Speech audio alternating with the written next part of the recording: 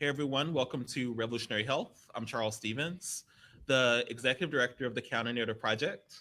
And hello, everyone. Thank you for having me back. Johnnie Kornegay, Mobilization Director for the Counter Narrative Johnny's really popular with our viewers. You focus group really well. Project. Thanks, y'all. Where do we start? Oh, please like us on Facebook and subscribe to our YouTube and join our email list. Please. Please do. Yes. All right. So how do we even jump into the discussion? Right in because Let's start with how it came Yes. about. So Johnny shared with me that he told me the day that you're told about to me go the to day court. of right as I was leaving. I didn't tell anybody. And so I thought, why don't we talk about how it affects our health, right? Like, what does it Yes. mean? So how do interactions with the legal system, with the court system, especially as Black men, Yes. how does it impact our health and well-being? Because as you can imagine, it obviously has a significant impact, right? It does. So, yeah. So how do you want to like just start off? So just a bit of background. So Charles, so I last week it is not my first time having like a traffic incident. So I've had like so in my driving career, actually I can count them because it hasn't been like too many. So I've had like 4 incidents where I've had like a traffic thing Okay. over the That years. means I've when been you have to go to driving. court and Not even like court, but just like been an pulled over officer by the stop. cops. Yeah, Okay. so I've been pulled over by the cops like And that's four the thing. times. Yeah. Weirdly in four different states, which is like crazy.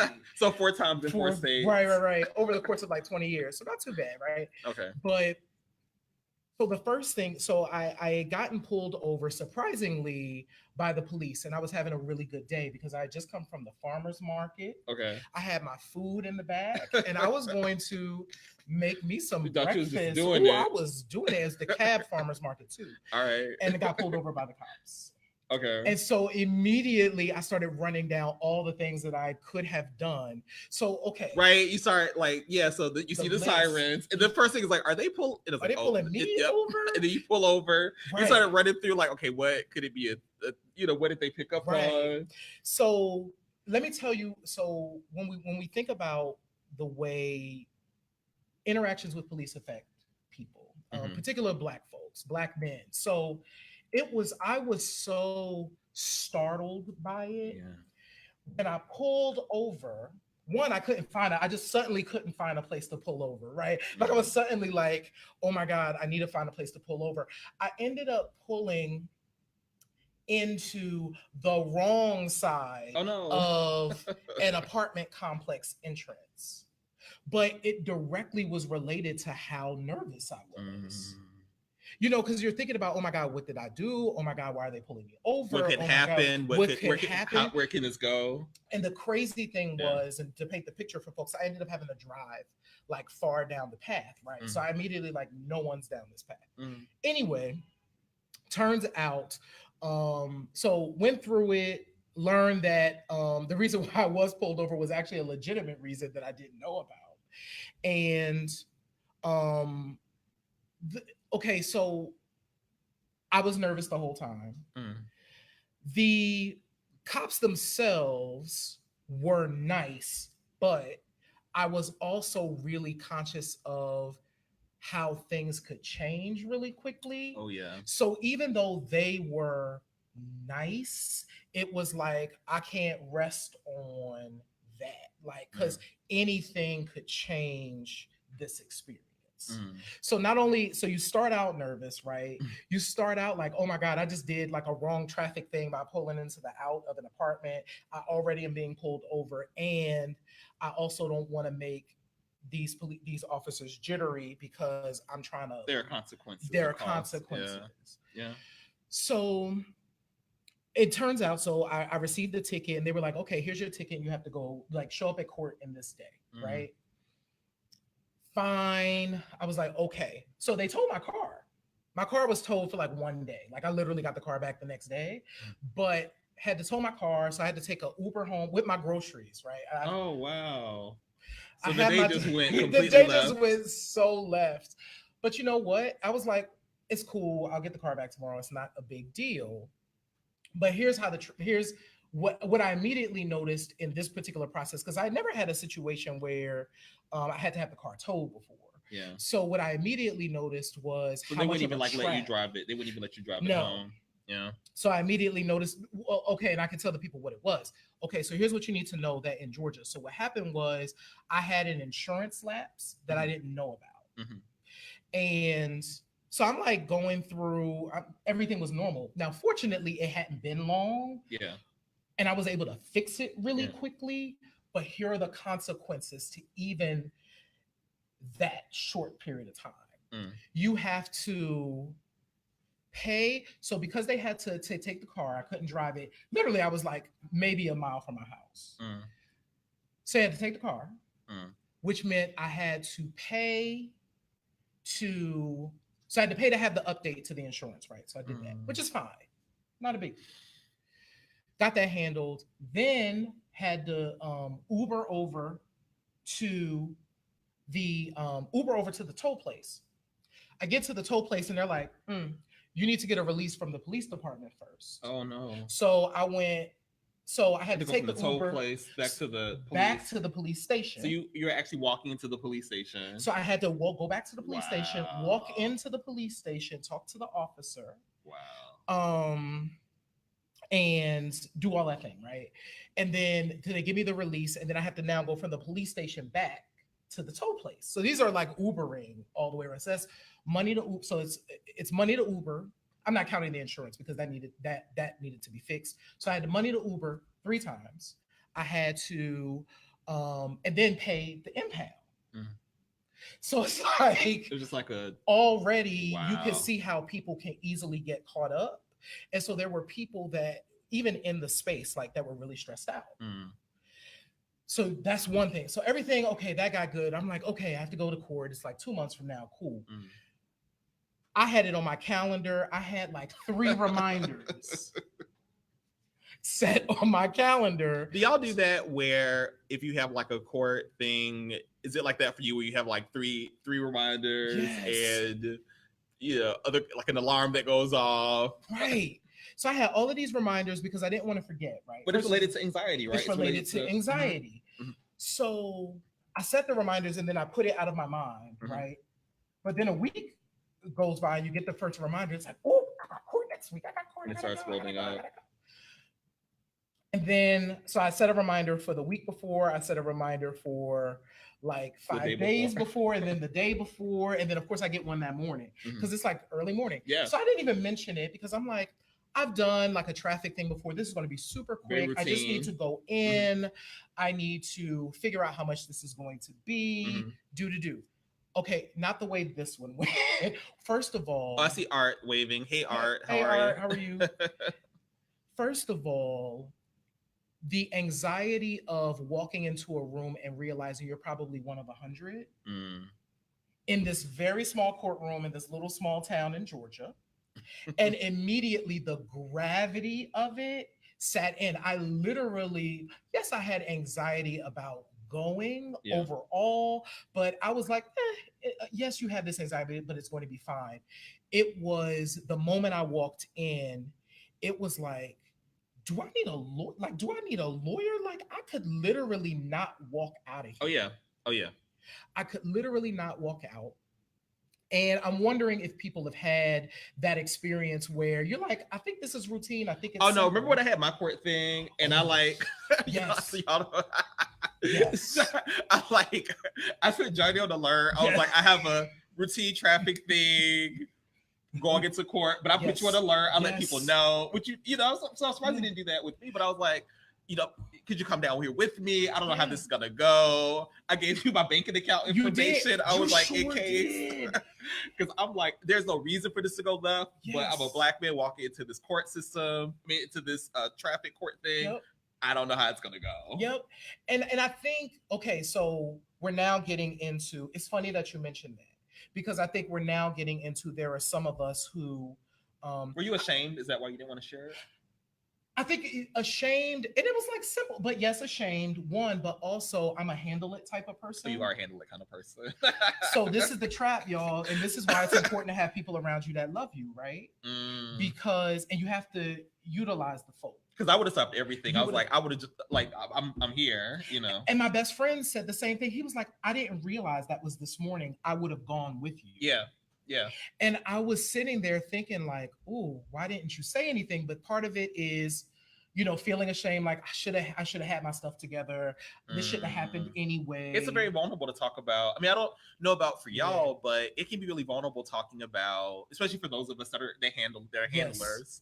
To talk about going into the criminal justice system. Like, I didn't want to tell you that, oh, I have this court thing, and because I didn't, it was a traffic thing, but and for me it was like not wearing a seatbelt. Yeah. But I felt so, I don't know, like I guess I had an idea of myself, but but I was also scared, and I was like, you know. But I think a lot of us, it's like you go to, and people disappear for weeks, and you'd be like, where are you? Yeah, and they, So it was all of those things, and it kept me silent, right? So, however, what was so, it immediately went like, so I went through all the emotions as I'm sitting there. One, I'm agitated because they had you waiting, because I was like, oh my God, I'm going to be here forever. Were they like shouting? They weren't shouting. Because when I went to court, they were so nasty and so rude. Like the police were shouting. It's like the people that, it's like they really do treat you like shit. Yeah, I didn't experience that. Okay. There wasn't shouting.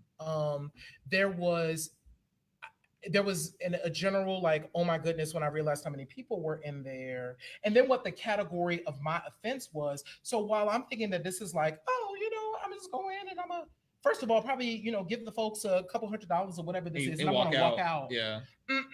What happened to me was considered a serious offense.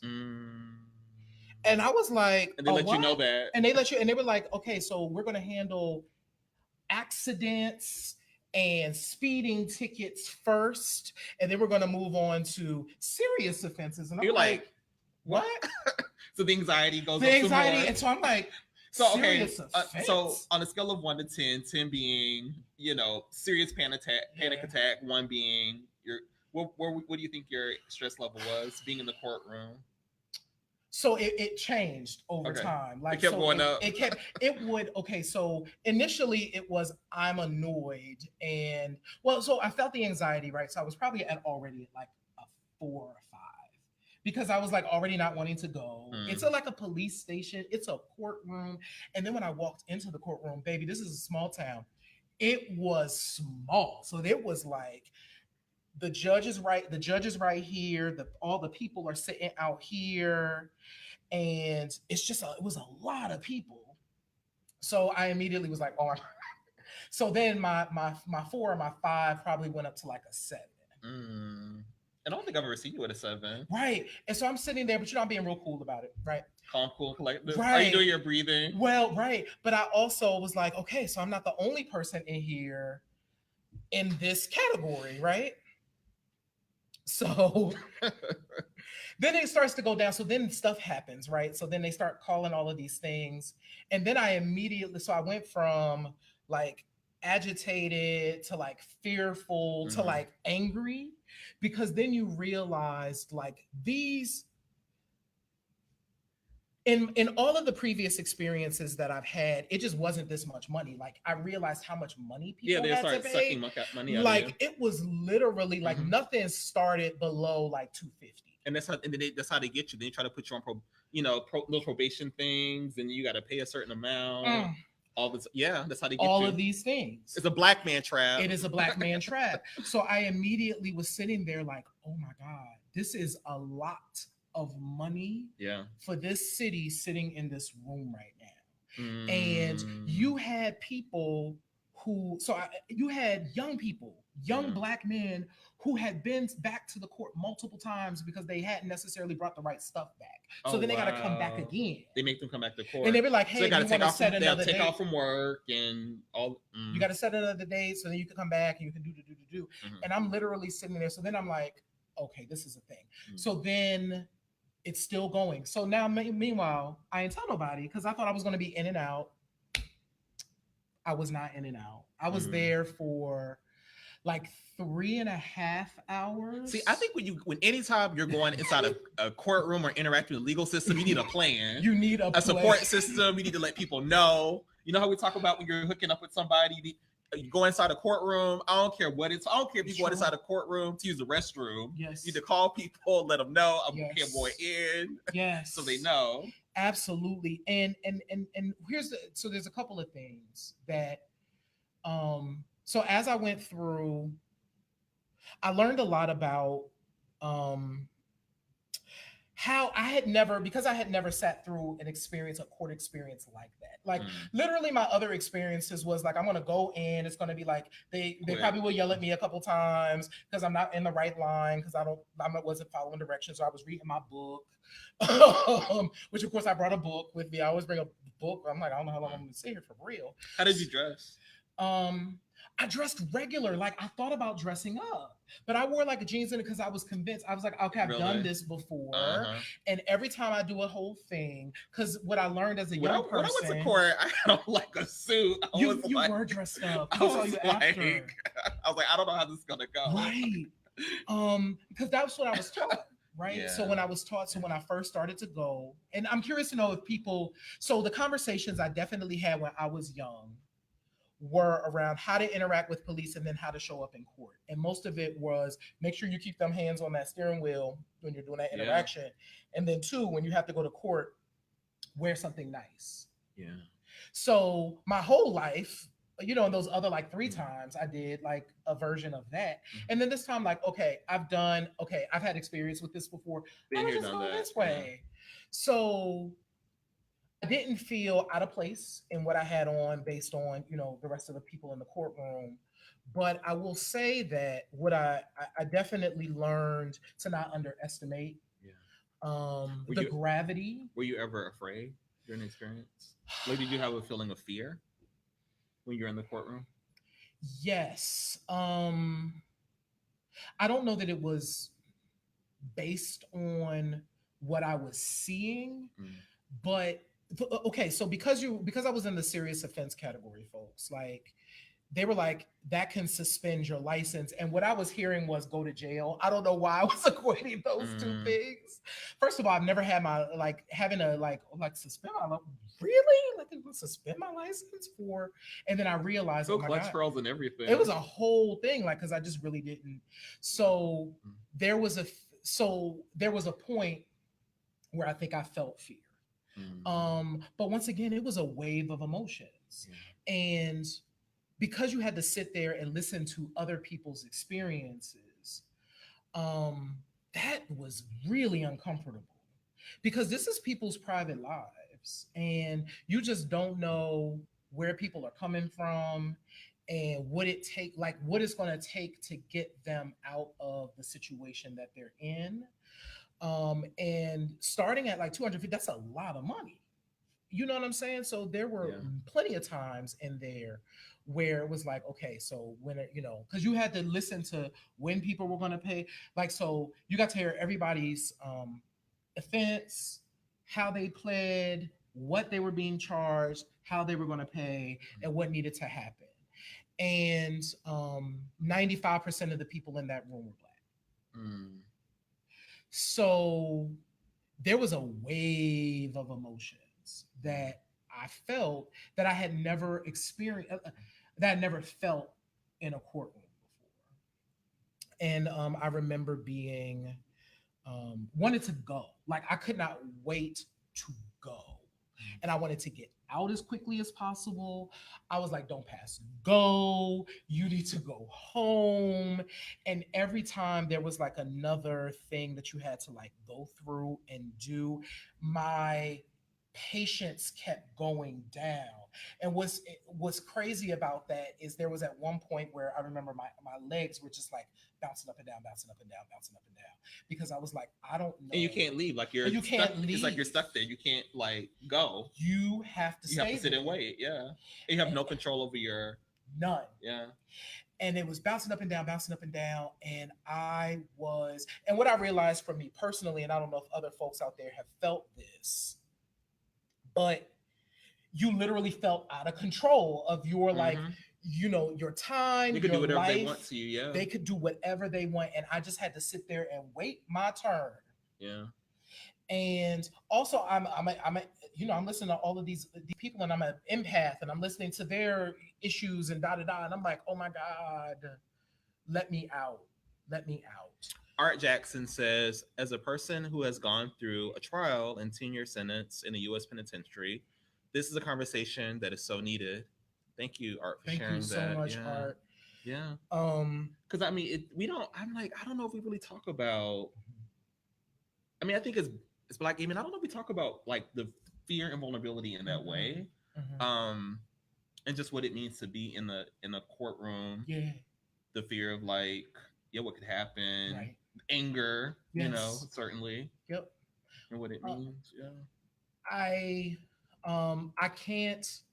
I was definitely struck. So I remember texting you when I was when I finally was able to get out as and walk outside. You just skipped. I felt like I Doesn't should. it? This is the outside just seems everything It, seems it, different. You're like, oh, I it got through seems this. so different, Yeah. and it definitely.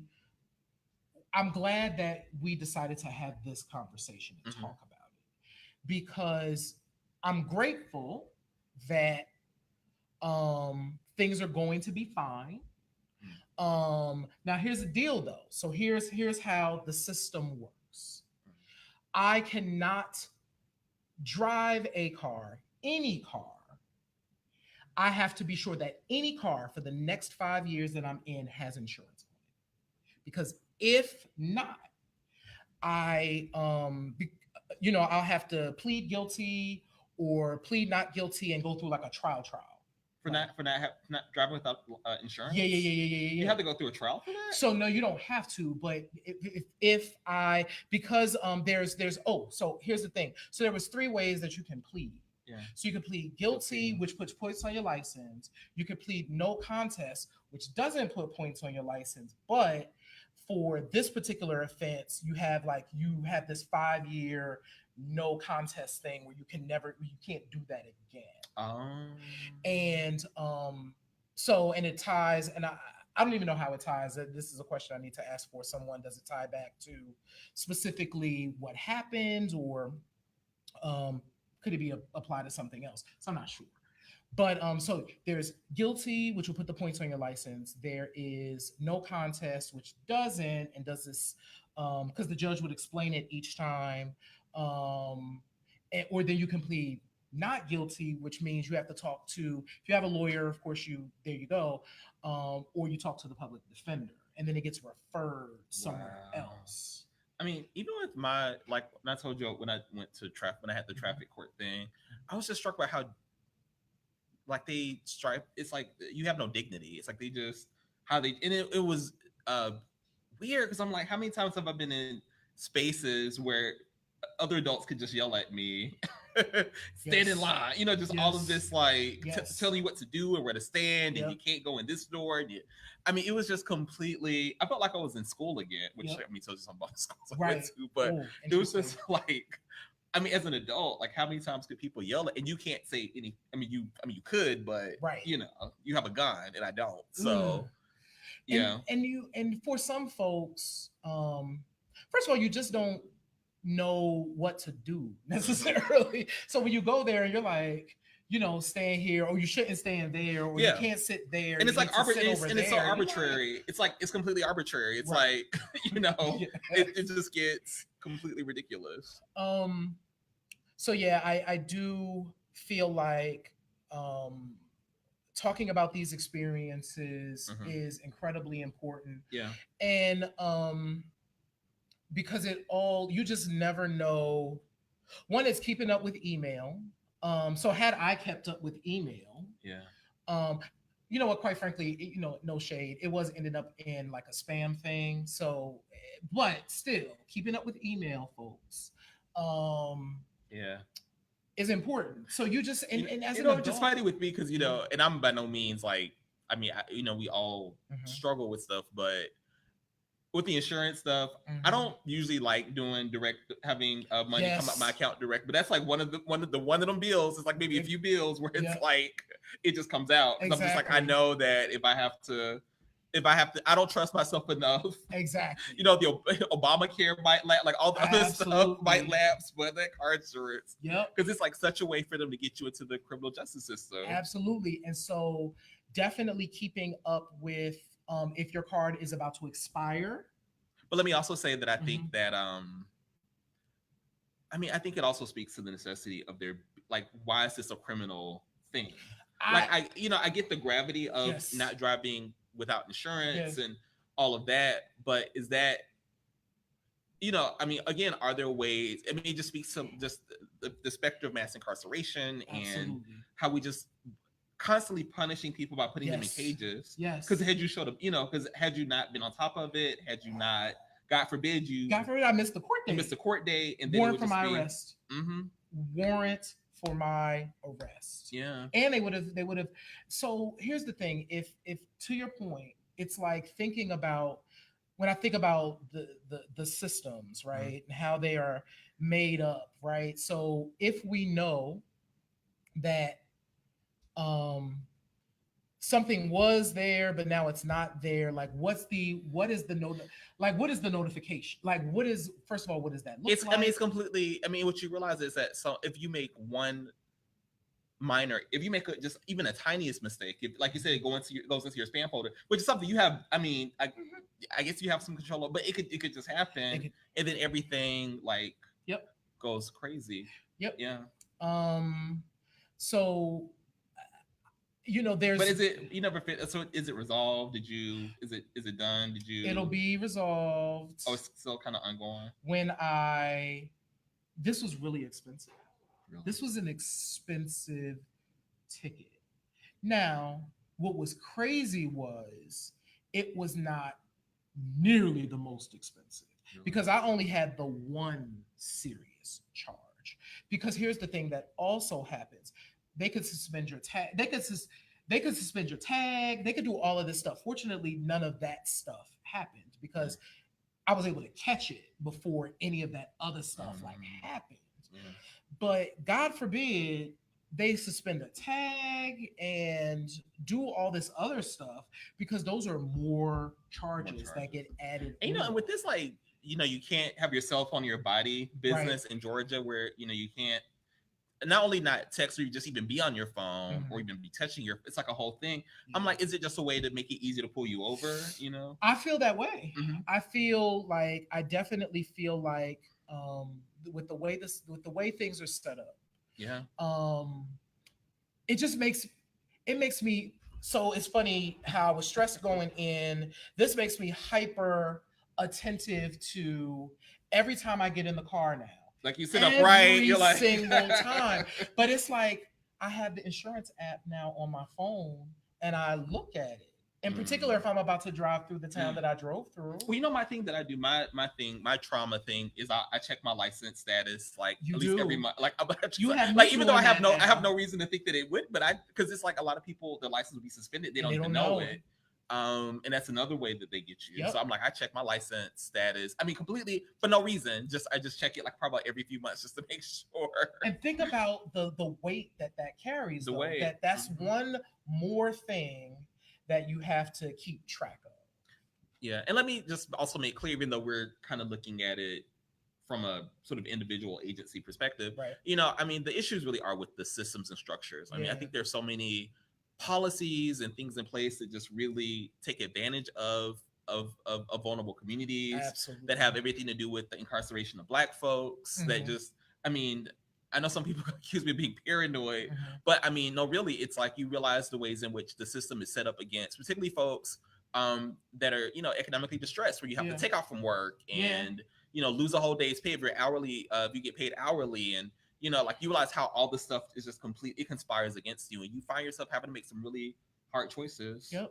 But definitely in the comments, please, if you feel free to, if you feel open, please share some of your experiences. But yeah, I mean, I think that it's definitely something. It just speaks to why we have to like constantly fight, really. Absolutely. So many ways. But next week we're going to talk about toxic friendships. Ooh. Is that next week? Yeah, it is next week. So next week we're going to be discussing. So check us out next Wednesday at 7 o'clock. Yep. We're going to discuss toxic friendships and how to get out of them. Yes. What if I'm the toxic? I hope I'm not the toxic friend. You are not the toxic friend. I might maybe a little bit. I'm working on it. Maybe, and also if you are the toxic friend, what you can how you can work on it. So check us out. And again, please like us on Facebook, follow us on Twitter, and join our email list at thecounternarrative.org. Yes. All right. Yes. All right, Thanks, everyone. y'all.